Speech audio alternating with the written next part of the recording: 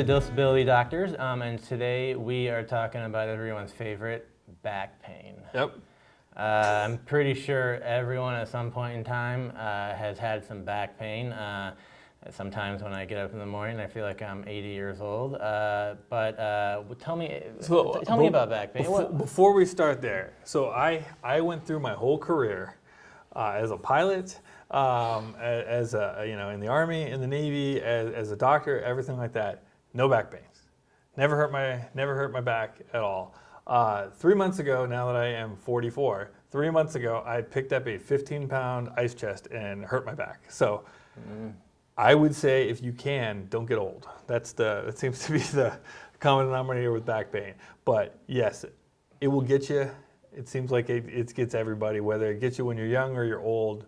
Back pain and living in America, it's going to happen. So we were going to talk today about back pain and how it relates to disability. So what we see a lot of the times is that people will have their back pain diagnosed while they're on active duty. I would say this is probably one of the most common claims that I see diagnosed on active duty. Wouldn't you say? Yeah. And everybody's got it. Yeah, I think a big part of it too is just the high stress that active duty and the PTing puts on your body, right?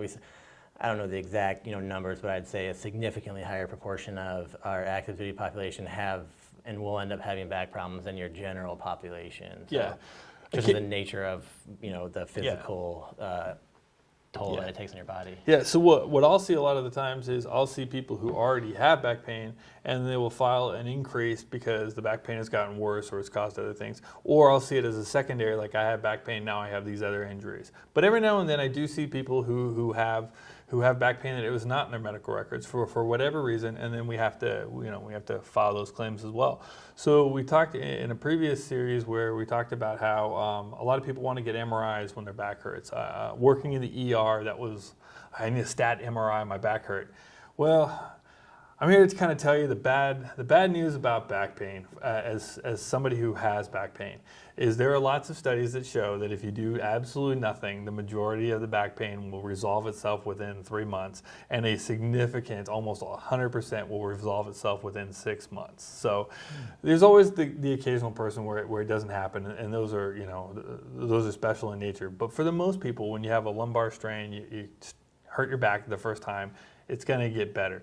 So MRI is not usually indicated unless there's a couple red flags and there's something that's going on there that we worry about. And doctors understand that.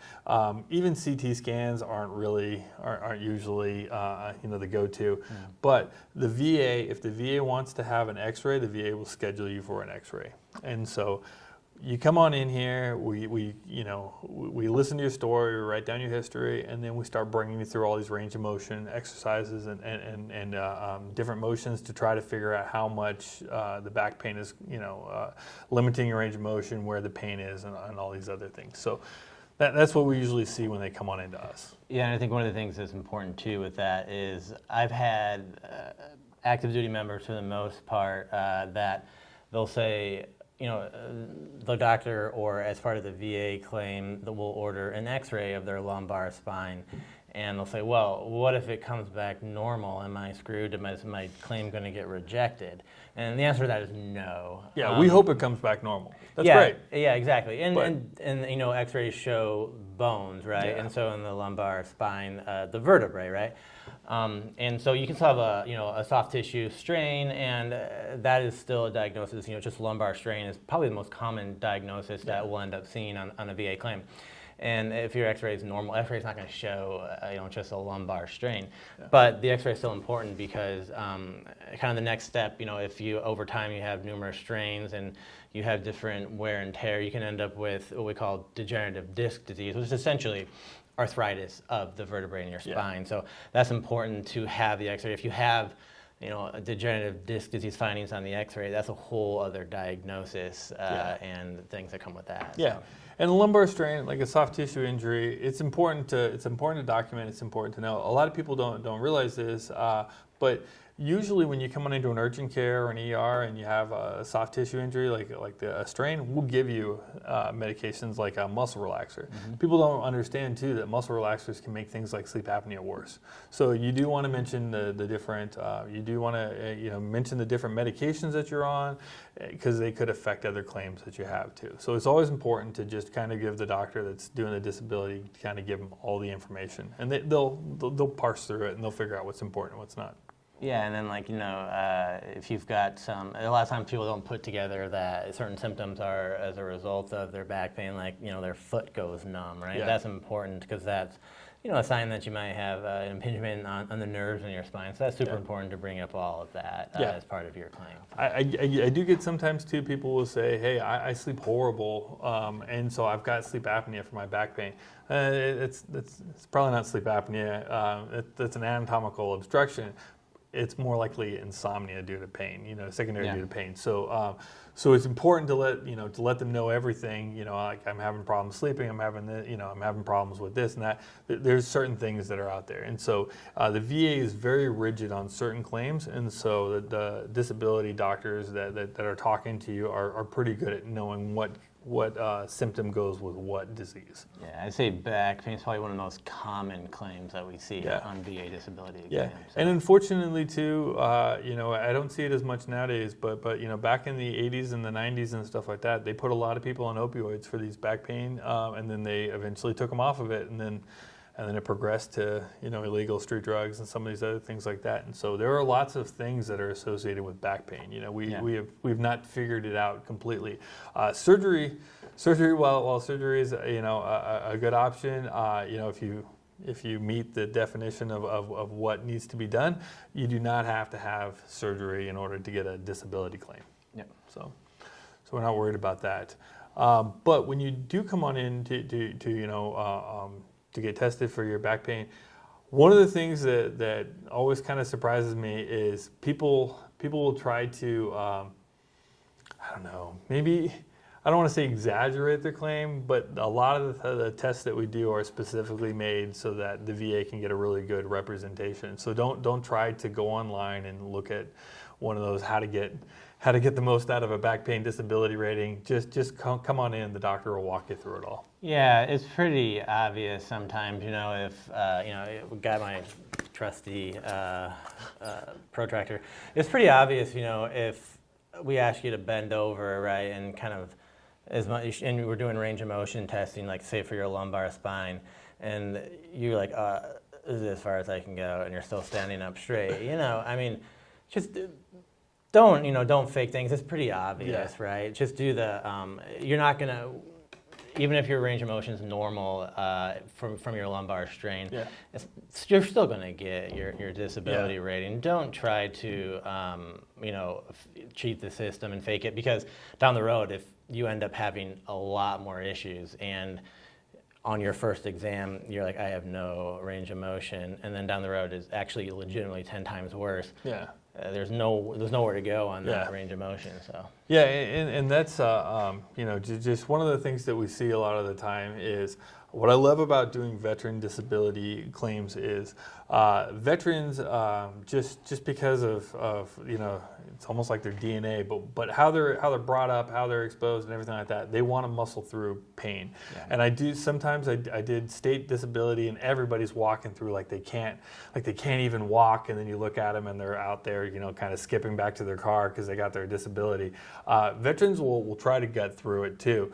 It's okay to say, it hurts at this, but I can push through it, and I can do that stuff. We don't really want you to do that, but what I'm saying is you don't have to have a debilitating injury to get your disability claim. We understand that you're toughing through it, or we understand you're in pain and you're doing it.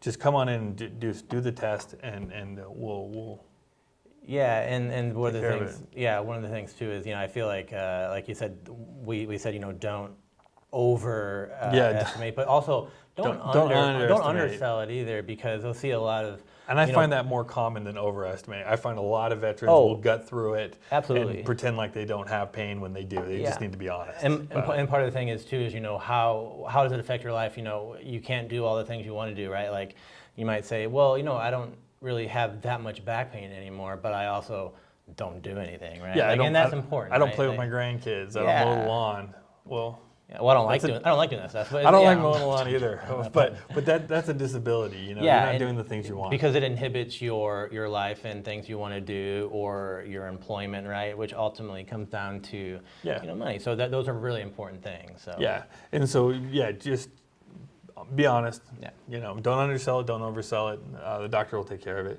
And then one of the things that we see too is you got to remember that your back. I mean, your back does a lot for you, and so it can, it can cause problems at work. You know, certain jobs, if you can't sit for a long time, or you can't stand for a long time, or you can't do certain things, your back pain will do that. So you need to make sure that you mention to your doctor how it functionally impacts your work, if it does. Yeah, for instance, we worked together for 3 years, and at the beginning of that, I had no back pain, but at the end, I think it was because I was carrying everything on my back for 3 years. At the end of that, so that's important to bring those things up. Yeah, and one of the other things that I found interesting is a lot of the times when we get these disability claims, the VA will ask us, does the veteran's medical records support a claim of this?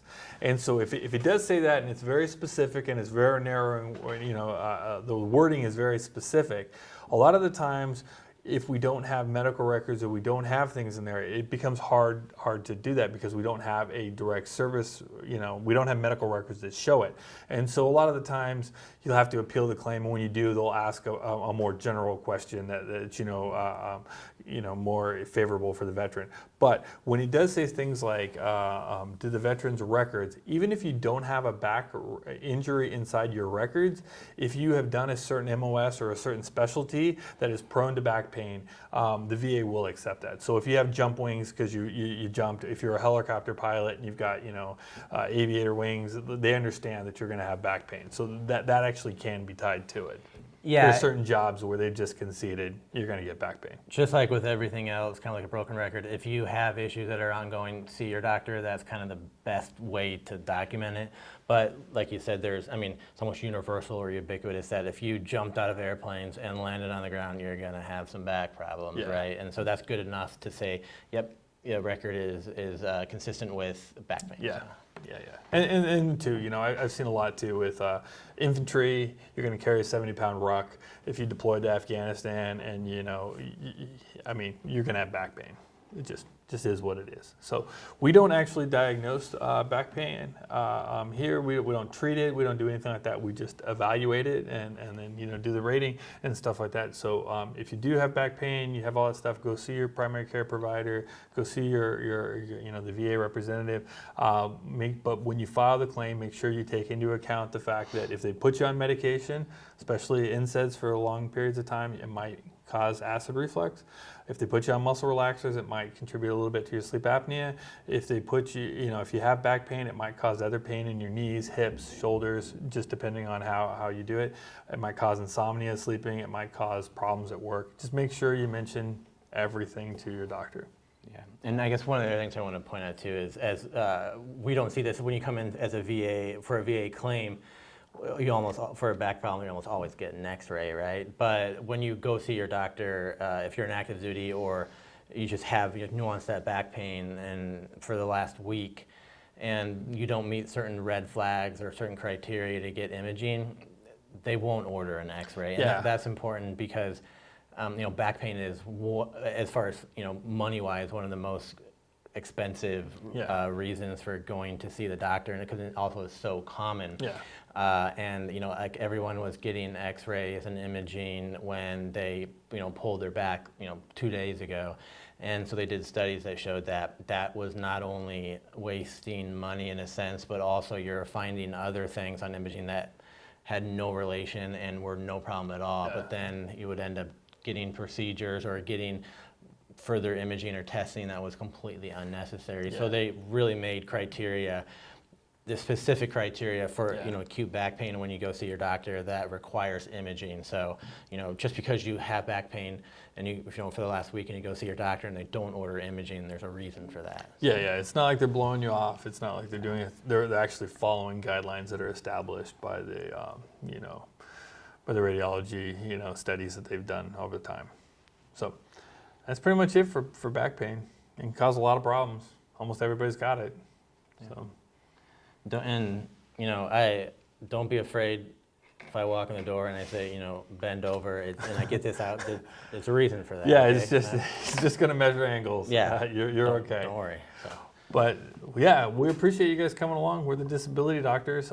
Please like and subscribe. Email us with questions. Share it with your friends. Get it on out there so we can make more of these videos and kind of explain more to people out there. Thanks for stopping by and listening today.